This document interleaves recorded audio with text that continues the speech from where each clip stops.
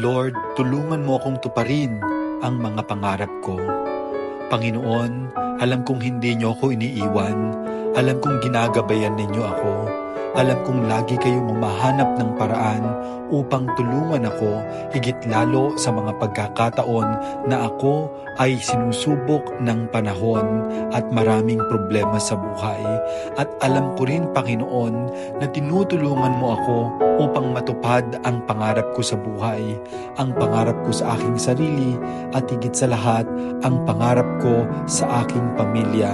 Salamat, Lord, sa lahat ng mga gabay at pagpapala na patuloy mong ibinibigay sa akin at direksyon upang aking maabot ang aking pangarap sa buhay.